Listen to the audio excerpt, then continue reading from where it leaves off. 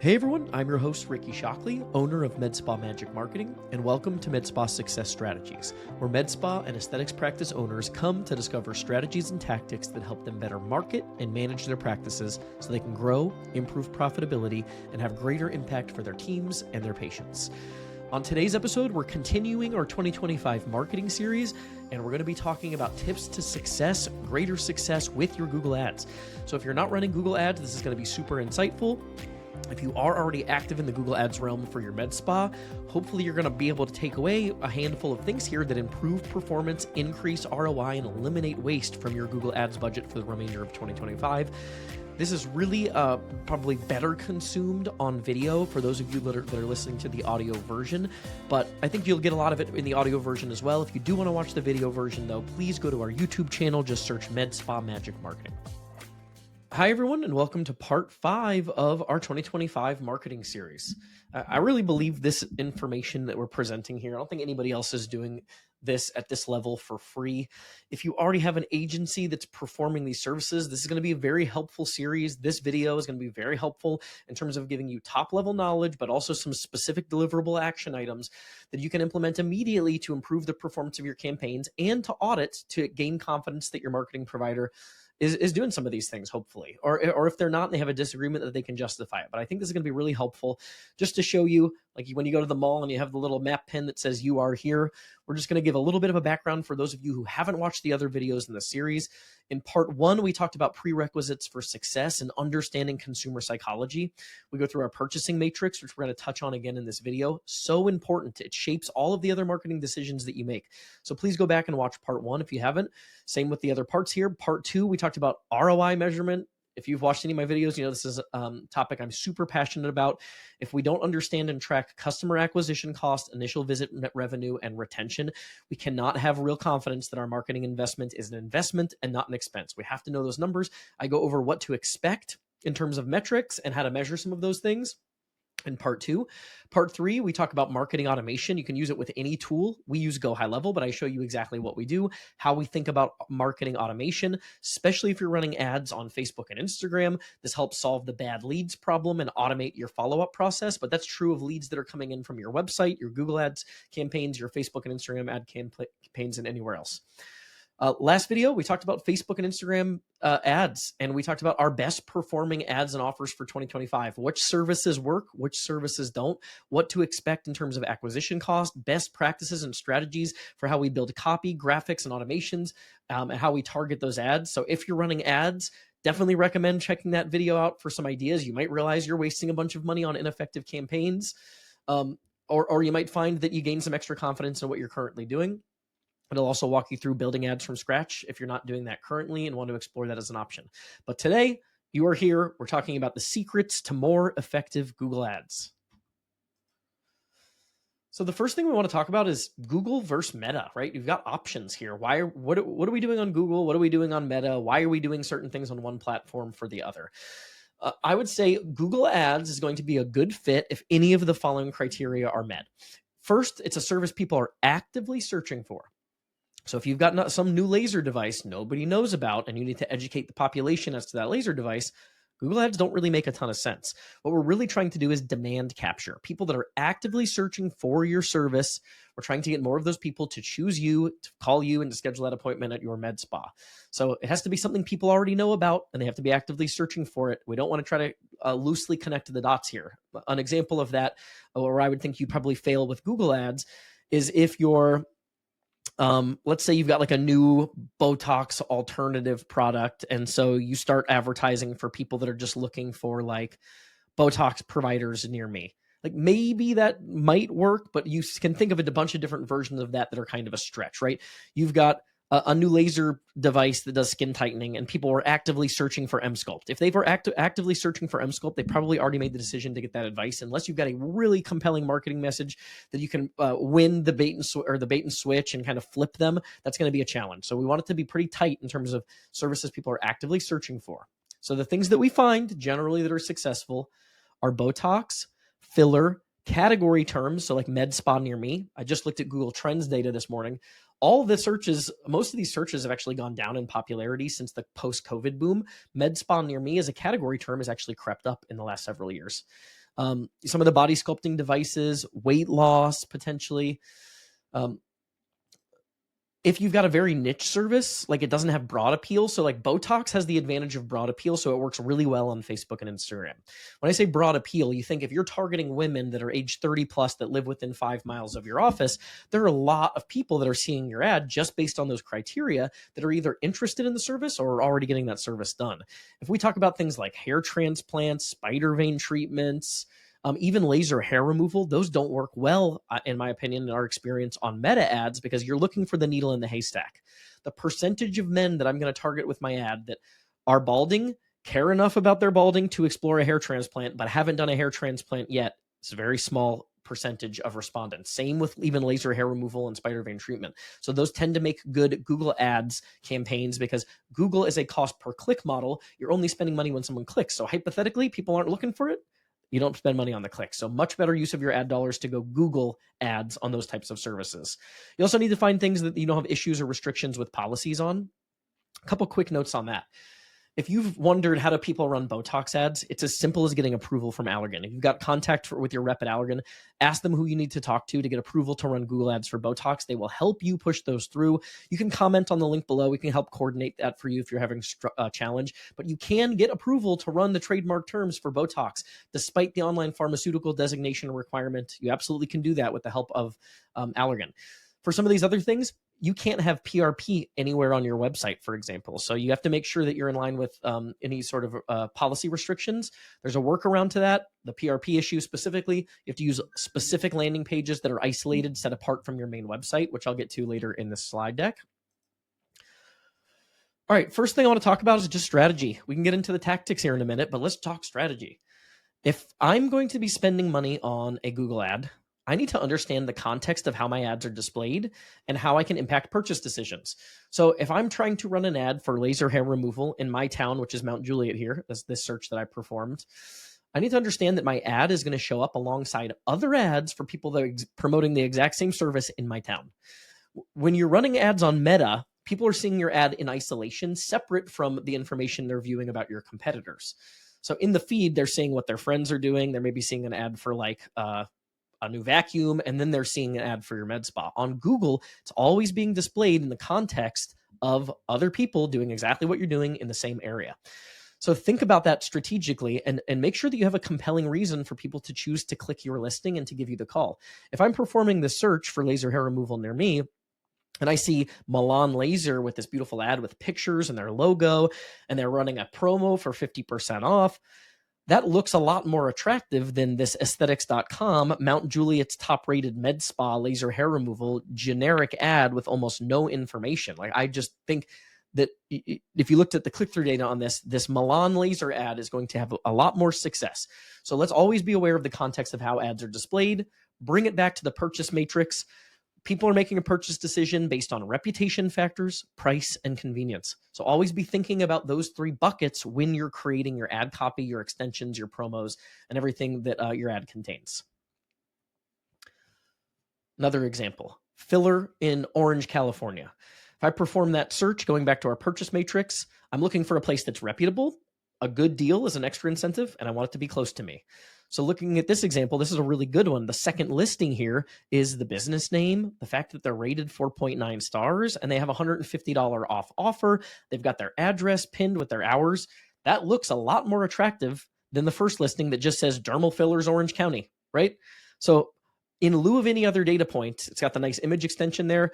Those things are going to help you increase click-through rates, improve conversions, and just see better overall success from your Google ads. So great exercise to go look at some of that stuff. This episode is brought to you by Med Spa Magic Marketing, my agency. We help med spas and aesthetics practices grow with more effective marketing strategies. And I know that's a vague phrase, right? That's a vague claim.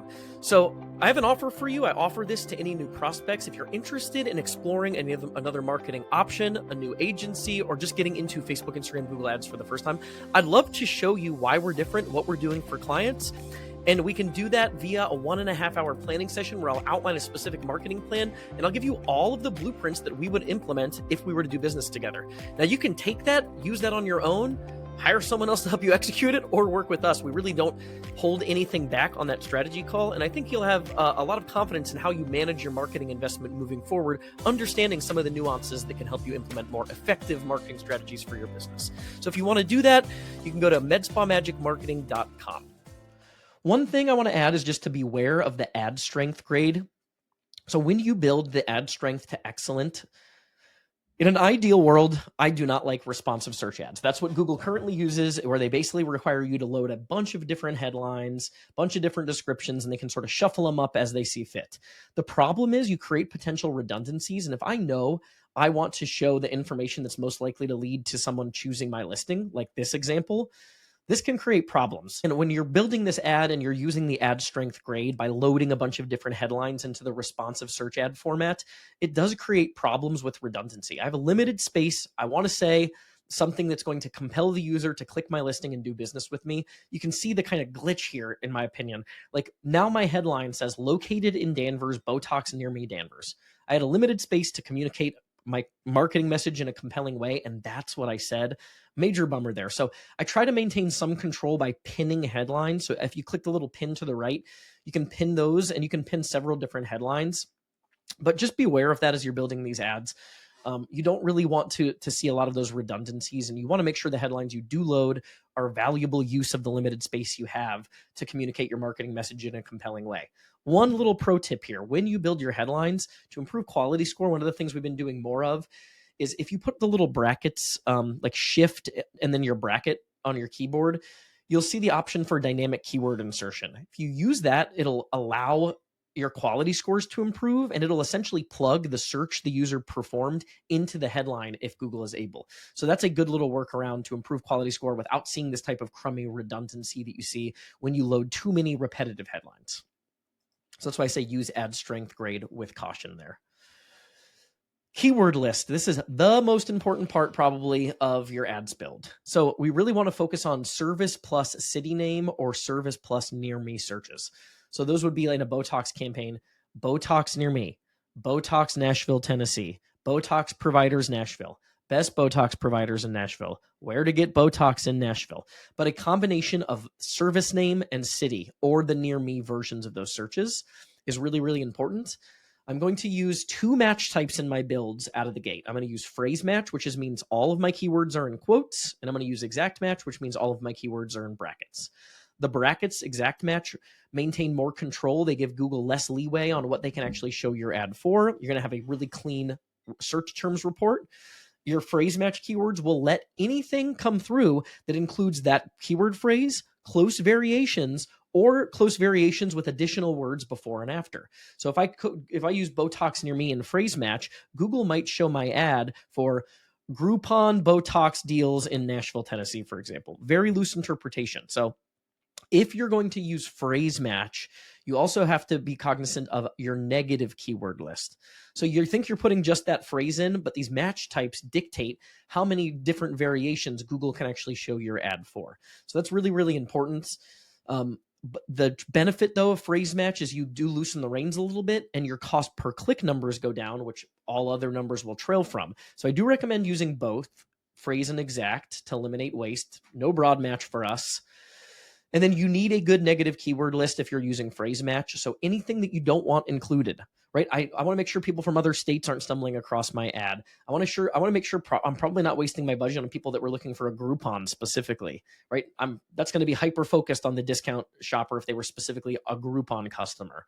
If they're looking for alternatives, if they're searching for your brand already, if they're just looking for information, like does Botox help with migraines? Like, I don't know if that's the kind of keyword I want to be spending my ads budget on. We're really looking for bottom of the funnel, highly qualified searches. So a negative keyword list is really important. There's a lot that goes into that. So to make that easy, if you comment below, just let me know that you want your free copy of your list and leave your email address, or I can message you. So just leave a comment there. I'll make sure that I get back to you and give you the email address to send it to. So comment on the video if you want a free copy of our master negative keyword list. I'll give you that for free. You can copy and paste that. There's strategic things that we've done there with what we've included, what we've excluded. When we do states, for example, You want to include the abbreviations of the states, but you can't include Maine or Indiana because you would exclude the words me and in accidentally. So that's already built out there. You can copy and paste that right into your existing ads campaigns. Just comment below if you do want that. That brings us to landing page experience. So I'm going to go over like our checklist here, and then I'm going to actually pull up a screen share and show a landing page example. So going back to the matrix, I want to optimize my landing page experience for know, like, and trust. When we build landing pages for Google Ads, we do not send the traffic to the main website. We send it to an isolated offer-specific landing page that has a new patient promo for whatever service that we're promoting, free of navigation. This helps with conversion tracking and lead automation. So I really recommend doing this. You can get away with it if you're really sophisticated through the main site. Make sure your pages follow these check marks. Most of your main service pages are not. So you want to highlight the offer, the new patient offer. That's going to lower your acquisition cost. If you go back in this presentation, we talked about this basic matrix. The more attractive your offer, the more you dial that up, the lower your acquisition cost is, which is good, right? We're paying less to get the customer. That moves in opposite directions. So always be aware of that. If you want to lower your acquisition costs and get more action on the ad, try upping the ante on the offer. That's one of the first places we'd look. If you can, real provider photos or practice photos, I think really help. Be crystal clear with your call to action. What exactly are we asking people to do? Is their next step a consultation? Do we just want them to book the appointment? Do we want them to download the offer voucher first, and then they'll be prompted to schedule the appointment? Just be very clear with what you're asking people to do and what the next step is. Lots of third-party social proof. So that'd be like the quantitative data. And don't just cherry pick in this part of the thing. We don't want to just cherry pick a testimonial because anybody can do that. So we want to actually focus on data points.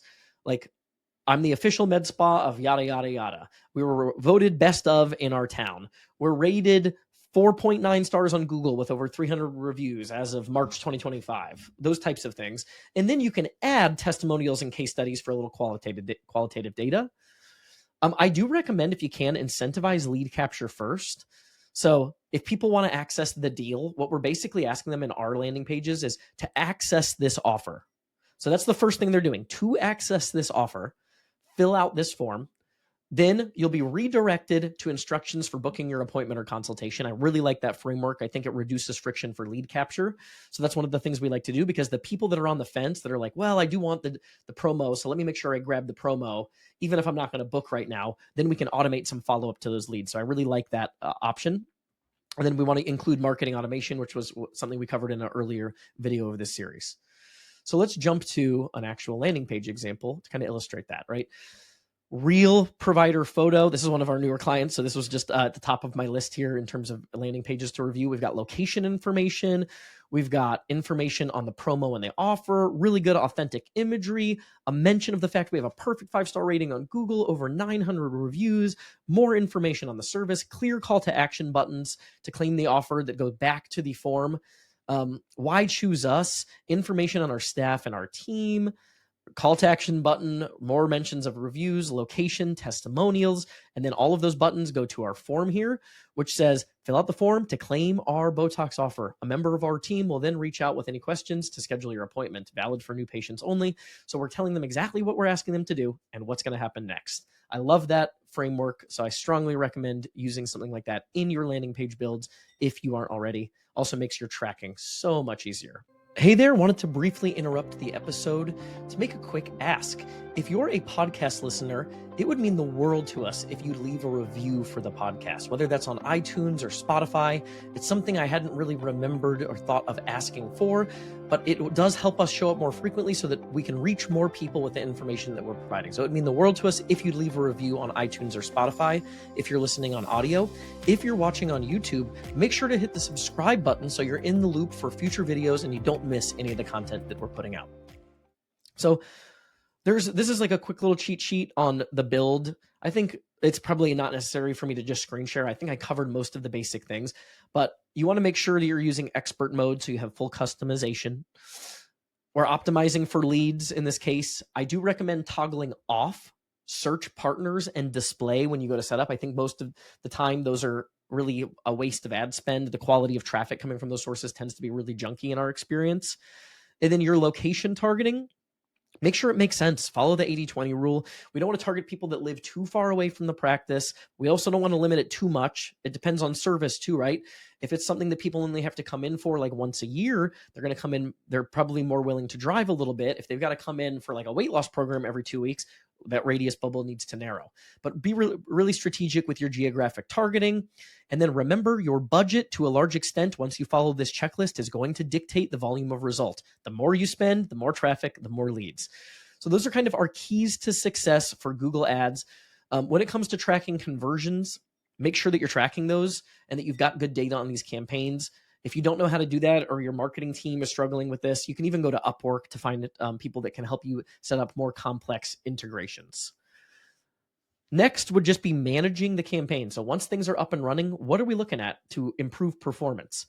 Can we try different headline groupings? Can we test different descriptions? Can we test landing page elements? Call to action verbiage? Also, test your offer. Don't be afraid to test your offer. This is going to make the biggest impact on performance. If you up the ante on the offer, you lower your acquisition cost and get more butts in the seats. And then perhaps most importantly, when it comes to management and optimization, is review your search terms report. We talked earlier about setting up your keyword list.